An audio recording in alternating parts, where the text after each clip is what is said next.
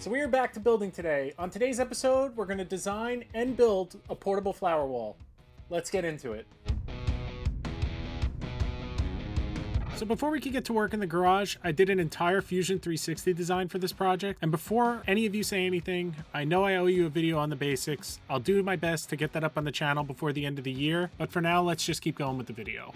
So as I was saying, I did a 3D model for this flower wall. And this basically just helped me estimate the quantity of materials, as well as maybe a less apparent constraint on this particular project, the weight. I knew based on the size requested of 7 foot by 8 foot, I couldn't make this all out of one single structure, as it would be impossible to move to the location where it would ultimately be used. So to complete this task, I broke it up into 2 pieces that would combine to make the overall 7 foot by 8 foot wall. And out of those 2 pieces, I made a bunch of subcomponents so that it could be broken down and transported easily. So just like any other flower, after you cut them, you need to keep them watered. And you might wonder how you could mount a bunch of live flowers to a wall and keep them watered. You have to use a special foam that actually absorbs the water and holds the flowers in place. And as I mentioned earlier, one of the unique challenges of this project was making this thing strong enough to hold up the weight of all that wet foam and flowers while making it light enough to be able to be transported to its location. After doing some simple calcs, each one of these 4 by 7 foot panels would weigh nearly 500 pounds.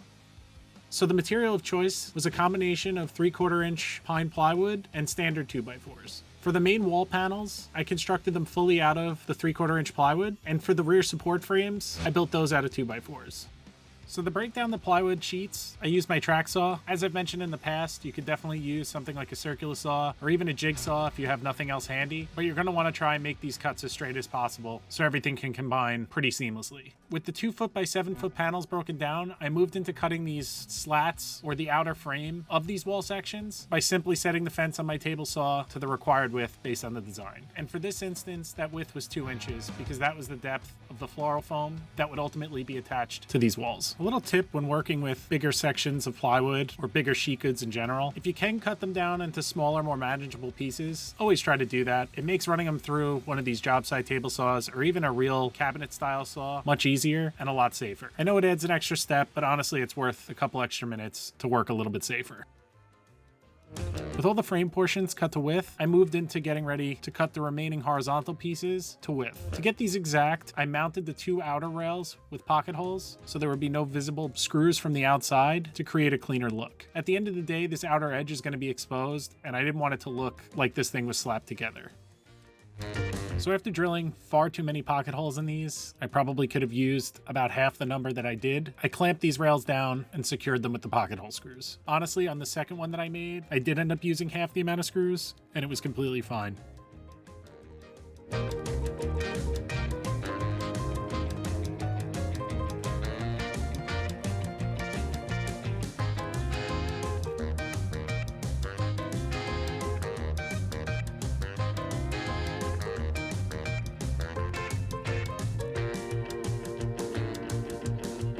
Now that the rails were all secured, I got out the chop saw and cut the horizontal pieces to width. This is one of those projects I keep forgetting to take care of, but I really need to make a tool cart to hold the chop saw, because it does get old carrying this thing in and out.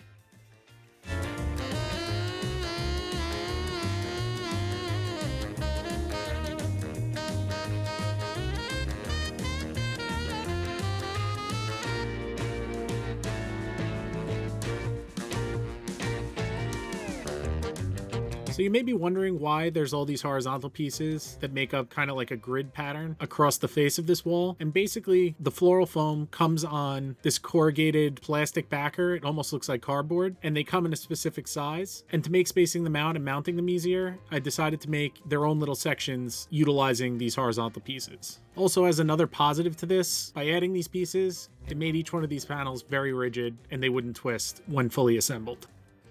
Another little trick that I adopted, rather than measuring each individual piece for the layout of the screws, because I like everything to be even, I mark out one piece, I line them up all by the edge, and then I use a square to mark out the remaining pieces. This saves having to use the tape measure over and over again to reproduce the same measurements.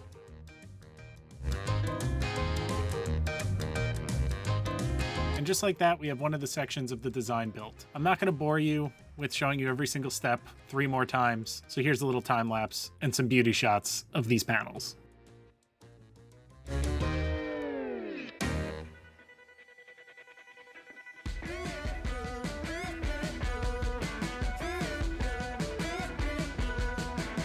With the last of the wall panels complete, I pulled my laptop back out and re-referenced the design to build the back supports. Before I got to building these, just for a sanity check, I moved the pieces outside and combined them together with a clamp just to take some measurements and make sure I didn't screw anything up while building these. Everything checked out, and this is when I realized that part of my design wasn't going to work.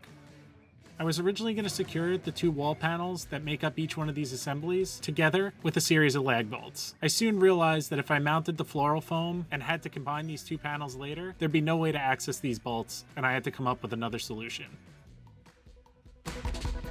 So after spending a couple minutes trying to brainstorm a few ideas on how I was going to attach these together, I moved on to building the rear support structure.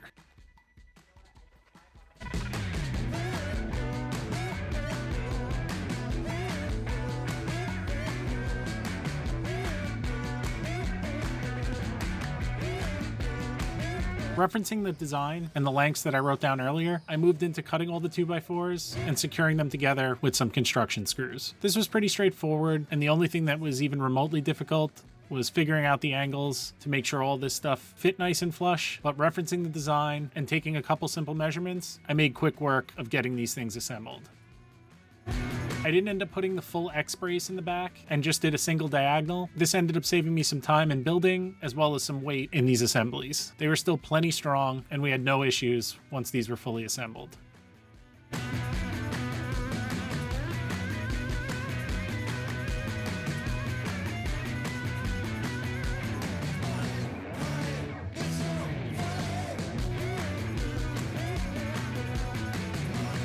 So I have a couple more generic tips. For those of you who are just starting out building things, always do your best to make nice square cuts and check square often when building something.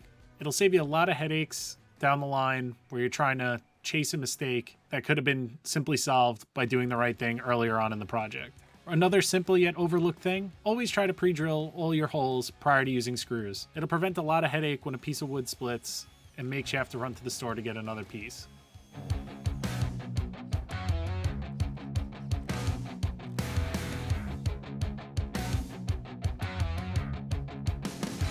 So although the model will give you these angles to within 1/100th of a degree, in real life, you can't always trust the model, so you have to mark certain things out, like this diagonal support, for instance. To do this, I just marked the center line on both ends of the 2x4, laid it over the frame corner to corner, and then marked out my angles. This ensured a nice tight fit and would make a stronger structure overall. Lastly, rather than cutting those triangle support pieces that were shown in the model earlier, I decided to just use some of the leftover scrap 2x4s to create these corner braces to keep the bases square.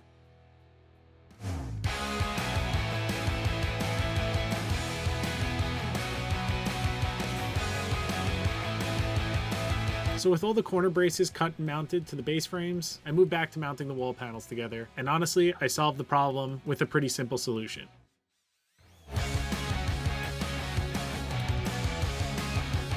I ended up cutting a few more 2x4s that were just shy of the width of these panels when combined together. I drilled a series of holes in them, and then I used thread inserts or T-nut inserts. I'm not really sure what these are called. You could leave a comment down below so that I know what to call them in the next video that I use them. But either way, I used a series of these T-nuts with some bolts and washers to combine these all together. This was a simple solution that would allow me to assemble and disassemble these walls repeatedly without having to worry about stripping out screw holes if I would have just used something like regular construction screws.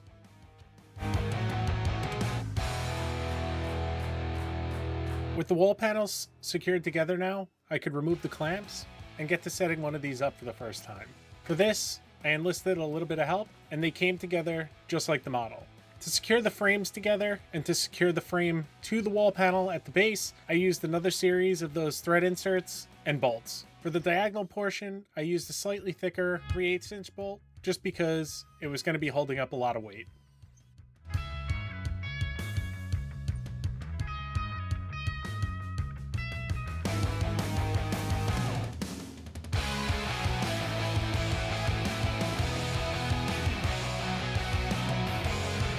After putting the first assembly together, I assembled the second one laying down, and it made it a lot easier. I still needed a little bit of help, but it was better than standing out in the sun while trying to fiddle around with these things.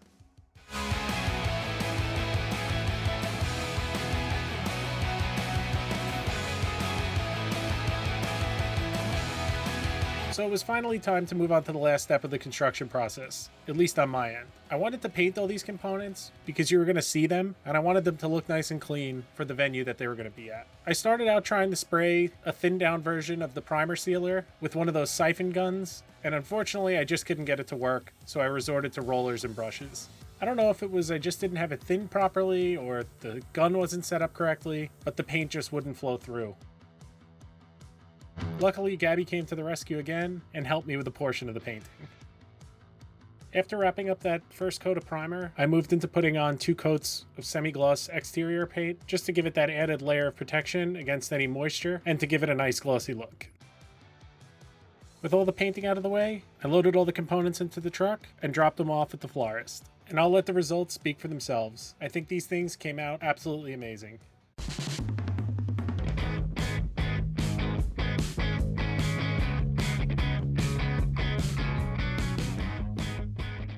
Well, I couldn't be happier with the way that the design panned out and the way the construction turned out of these flower walls. This is not a project that I ever thought I'd be doing. It definitely taught me some things along the way. And like every other project, if you learn something along the way and you could apply it to your next project, I'd say that's a win. I hope you guys enjoyed this process. And as always, please remember to like and subscribe, and I'll see you on the next one.